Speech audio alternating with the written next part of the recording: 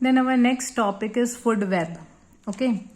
See, there is not a fixed rigid plan that grasshopper will always be eaten up by frog. Grasshopper can also be eaten up by lizard.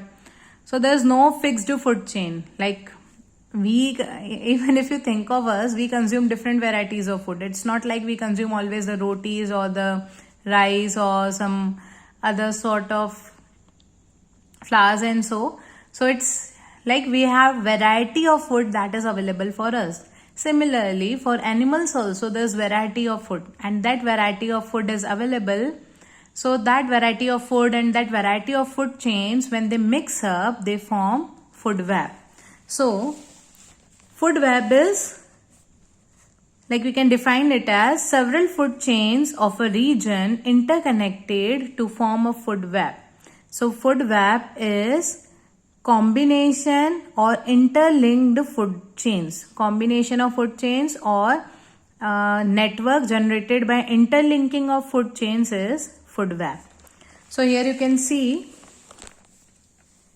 plants can be eaten up by grasshoppers, it can be eaten up by rabbit, and it can be eaten up by mouse or squirrel. Grasshopper can be eaten up by robin, and robin can be eaten up by hawk. Then here grasshopper or the plants can be eaten up by deer as well. Plants can be eaten up by caterpillar as well. So here plant is serving as a food to many organisms, and these organisms serve as a food to many other organisms. Like here you can see rabbit can be eaten up by fox, rabbit can be eaten up by eagle, squirrel can be eaten up by squirrel can be eaten up by hawk. So different varieties of food products are available. So this chain or the interlinking will be known as food web. What is the actual importance of food web? That is very important for you to know, and this is generally asked in exams. See, the first importance is it gives alternative foods to organisms. That I told you, a variety of food products are available for organisms. Second, it ensures better chances of survival to organisms in case of scarcity of food. अगर कभी एक organism है ही नहीं, exist ही नहीं करता, तो दूसरा organism मिल सकता है. तो इस कारण से ऐसा नहीं है कि खाना नहीं मिलेगा सबको. वैरायटी ऑफ फूड अवेलेबल है तो खाने की कमी नहीं होगी. They will not die of scarcity of food. Then it gives more stability to an ecosystem than a food chain. एक ही फूड चेन बस हमेशा आकर करते रहेगी तो बैलेंस नहीं होगा. अगर पूरे प्रोड्यूसर्स हैं या रैबिट है, रैबिट को अगर बार बार सिर्फ ईगल ही खा जाएगा तो रैबिट्स बचेंगे ही नहीं. So like a balance is required. It gives more stability to an ecosystem than a food chain. A food chain is monotonous while a food web is dynamic. Rather stability हमें food web से मिलती है. Then the next topic is ecological pyramids. So ecological pyramid, before that pyramid, I think you all know, something of this shape is known as pyramid. Pyramid means something, a figure or a, like it can be 2D or 3D. If you are drawing on a plane, it's 2D. If you are drawing on a like 3D area, that it is 3D. The base is always broader and the tip is always pointed. So this is a pyramid. And ecological pyramid, if we are talking about, then ecological pyramid, here you can find the definition. An ecological pyramid is a pyramid shaped diagram, okay, a diagram which is of the shape of pyramid that shows the number of organisms, biomass and energy at each trophic level. So there are three things that can be shown. One is the number of organisms, one is biomass can be shown, and one is energy at each trophic level can be shown. So first is the pyramid of number, when you are actually concerned with the number of organisms. So here trophic level 1 is always the producers. Here you can find 10 bundles of grasses. Then herbivore. At the second trophic level we have herbivore and there are 4 in number. Then carnivore at the third trophic level is the tiger, and only tiger is there, 1 in number. So when we are concerned with the number, it is pyramid of number. But when we are concerned with biomass, Now what is biomass? Biomass is the mass of each living organism. Okay. So I'll read it out for more clarity. See, the biomass of organisms in a food chain can also be represented graphically in a pyramid. Biomass can be represented in a pyramid. Each bar represents biomass. So here there are different bars. So this represents biomass. Biomass is the mass of each living organism multiplied by the total number of organisms in that trophic level. So it indicates the amount of food available to the next trophic level. See what happens. If you want to calculate biomass, what you will calculate? If you want to calculate the biomass of grass, then you have to calculate the total mass of grass multiplied by the number of grass bundles. If you want to calculate the biomass of deer, then you have to calculate the mass of each deer into number of those deers. So this way you will obtain the biomass. And here also you can see that at each level it is being reduced. क्या होता है जब grass की availability बहुत ज़्यादा है तो इतनी सारी ग्रास को सपोज करो डियर ने खा लिया तो डियर का ऐसा नहीं है कि पूरा बायोमास जो है उसने पूरा जो ग्रास उसने खाया वो डियर की बॉडी में as it is intact maintain है. उसका सिर्फ थोड़ा सा ही हिस्सा डियर की बॉडी में टिश्यू बन के जाता है. मतलब डियर की बॉडी का मास बन जाता है. कुछ वेस्ट की तरह हट जाता है, कुछ दूसरे एक्सक्रीटरी मेथड्स में निकल जाता है. तो कुछ ही हिस्सा जो ग्रास उसने खाया वो टिश्यू में बदली. अब यही टिश्यू तो टाइगर खाएगा, यही टिश्यू टाइगर खाएगा तो टाइगर को कम मास मिला ना. जितना डियर ने मास खाया वो पूरा का पूरा मास टाइगर के पास नहीं जाता है. टाइगर के पास थोड़ा सा ही हिस्सा जाता है क्योंकि जितना उसने खाया उसका थोड़ा सा ही हिस्सा टिश्यू बना है. So that is what actually being told here. All the biomass that is available at the lower level is not available in the higher levels. Only a % of that is available in the next higher level. So this is the pyramid of biomass.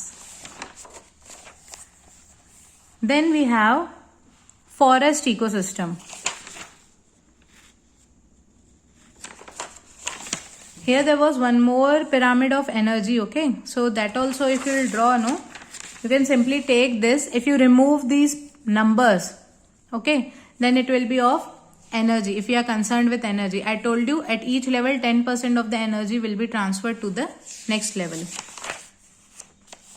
Then we have the forest ecosystem. Forest means something or an area that is covered with trees. Trees can be shrubs, herbs and bushes or grass. In a forest ecosystem, like if I am telling it is an ecosystem, it means there should be biotic and abiotic components both. What are the biotic components there? Plants are there, animals are there. So that is the biotic component. And this biotic component can also be called as flora and fauna. See, flora means in a region, like if we are dealing with only the region of Chhattisgarh, then in the region of Chhattisgarh, what all plants grow, that forms the flora of Chhattisgarh. And in the region of Chhattisgarh, what all animals live, that forms the fauna of Chhattisgarh. So flora and fauna differs from region to region. Like dogs can be found everywhere, but there are some animals that are found in those regions only. Some peculiar birds or some peculiar plants that can be grown on that soil only. So that's why flora and fauna differs from region to region. Then we have the last topic here, types of forest. See, there is less to explain and much to by heart for you. Types of forest, the one is tropical evergreen rainforest. See, if I am telling rainforest means these forests get a huge amount of rain in them. Rainfall in these forests is more than 200 centimeter per year. Climate is warm and humid. Soil is very rich in minerals and humus. Humus I have told you. So, where you can find the rainforest in India, it can be found in Andaman and Nicobar Islands and in Western Ghats. These are always green looking and also they do not shed their leaves. Always green looking means they won't shed their leaves either also or even at one time. So they are evergreen forests. Why we are telling evergreen? Because they don't shed their leaves. Then what is the flora and the fauna? You just go through it. Flora is mahogany, ebony and shisham. Fauna is leopard, monkey and snail. Then similarly we have tropical deciduous forests. These are found in the northern and eastern parts of India. So northern part nearly Jammu and Punjab, and the eastern part we have West Bengal and so. So in the northern and eastern parts, here the rainfall is between 75 centimeter and 200 centimeter per year. And these trees shed their leaves in the dry season of the year, like summer season. So these are the deciduous forest. And the flora is sal and teak, and the fauna is bear, raccoon, squirrel and bison. Then temperate deciduous forest. These forests are found in cool and rainy regions such as the western Himalayas. Okay.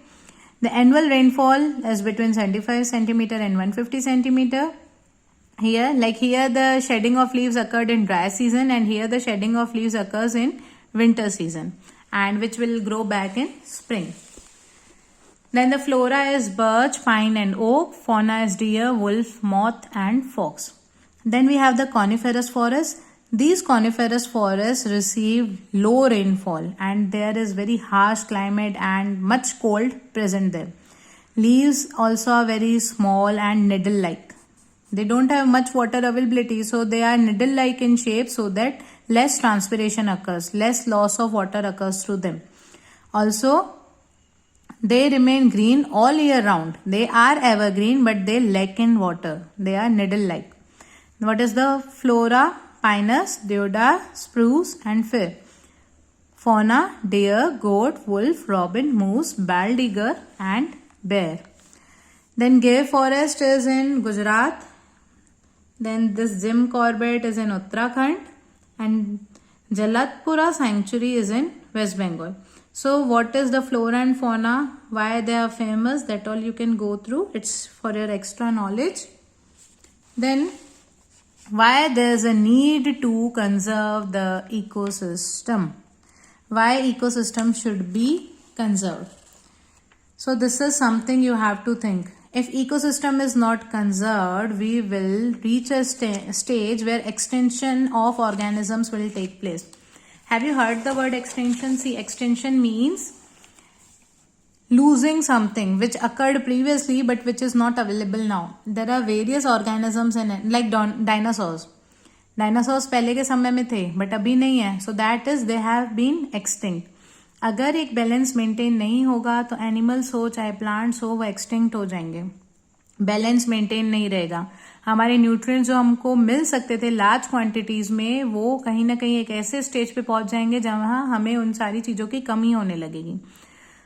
Already we are in the modern period and we are seeing so many trends, and so we are thriving or living in luxurious life that we are hardly paying attention to the greenery or to the afforestation projects and so. So it's better we think of balancing the ecosystem. Otherwise the days are not far when we have to live in the world scarce of nutrients and minerals, or the world scarce of all such resources which are needed by us. So I think you all are clear with this. This chapter is finally over. Thank you so much.